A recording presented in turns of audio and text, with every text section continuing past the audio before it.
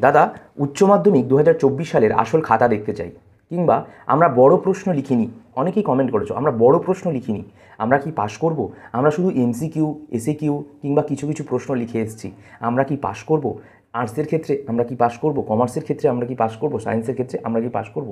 দেখো, ব্যক্তিগতভাবে আমি কমার্সের কিন্তু টিচার নই বা সায়েন্সের টিচার নই, তাই আমি তোমাদেরকে বলতে পারবো না কমার্সের ক্ষেত্রে বা সায়েন্সের ক্ষেত্রে নিজের থেকে কি তোমরা কীভাবে পাশ করবে।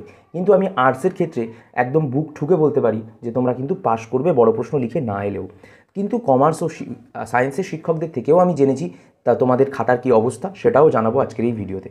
বন্ধুরা, বিস্তারিত জানার জন্য অবশ্যই এই ভিডিওটি তোমাদের প্রথম থেকে শেষ অবধি দেখতে হবে। আর অবশ্যই আমাদের চ্যানেলের সদস্য হয়ে যাবে। সাবস্ক্রাইব করো, নিচে একটি লাল বাটন আছে, সাবস্ক্রাইব করে পাশে বেল আইকন প্রেস করতে একদমই তোমরা ভুলবে না। অবশ্যই আমাদের পাশে থাকবে। ভিডিওটা প্রথম থেকে শেষ অবধি মনোযোগ সহকারে দেখতে থাকো। প্রথমে যারা আর্টস নিয়ে পড়াশোনা করেছো এবং পরীক্ষা দিয়েছো 2024 সালে ক্লাস 12 বা এইচএসে, তাদেরকে বলি যে তোমাদের কোনো চিন্তা করবার প্রয়োজন নেই। এইচএসের এবছর যে প্রশ্নগুলি এসেছিল তুলনামূলকভাবে কিন্তু সহজ এসেছিল, বাংলা প্রশ্নটা বাদে। তোমাদের ইংরেজি প্রশ্নতে কিন্তু মোটামুটি সহজই এসেছিল।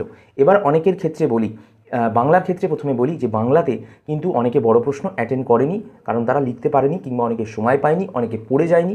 বিভিন্ন সমস্যা কিন্তু আমরা দেখেছি খাতার মধ্যে। কারণ আর্টসের নিজে আমি টিচার, তাই জন্য আর্টসের সম্পর্কে প্রত্যেকটা খবর আমি জানি।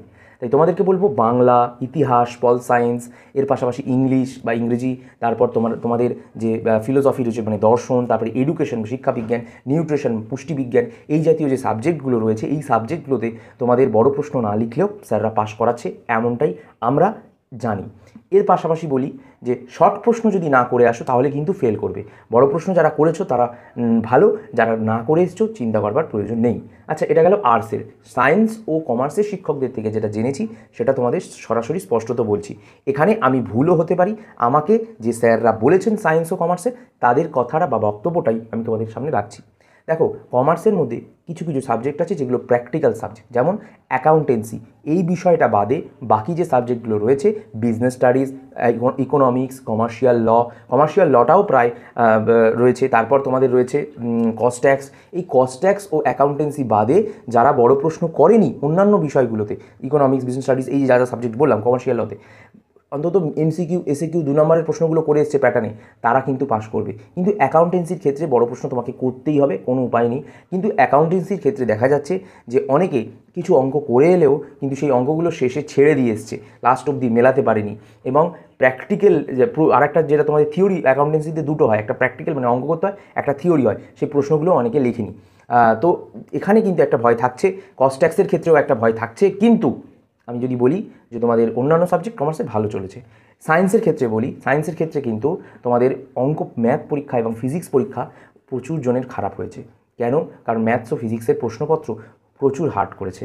কিন্তু কেমিস্ট্রি পরীক্ষা অনেকের ভালো হয়েছে, কেমিস্ট্রি পরীক্ষায় অনেকে ভালো ফল করেছে এমনটাই জানা যাচ্ছে। আর এর পাশাপাশি বায়োলজিতে ভালো ফল করেছে, কম্পিউটার সায়েন্সেও ভালো ফল করেছে। শুধু অঙ্ক ও ফিজিক্সে একটু খারাপ রেজাল্ট হতে পারে বন্ধুরা, মন খারাপ করো না, কি কারণ প্রশ্নপত্রই তো কঠিন। বন্ধুরা, সমস্ত স্ট্রিমের বিষয় নিয়ে আলোচনা করলাম আজকের এই ভিডিওতে। উচ্চ মাধ্যমিক 2024 সালে বড় প্রশ্ন না করলেও বা যারা লেখেনি তারাও কিন্তু পাশ করবে। প্রশ্নের উত্তর আশা করি বন্ধুরা পেয়ে গেছো যারা প্রশ্ন করেছিলে। ধন্যবাদ। শুভ ক্লাসেস চ্যানেলটিকে সাবস্ক্রাইব করো। দেখা হচ্ছে নেক্সট ভিডিওতে। ততক্ষণ টাটা, বাই বাই, জয় হিন্দ।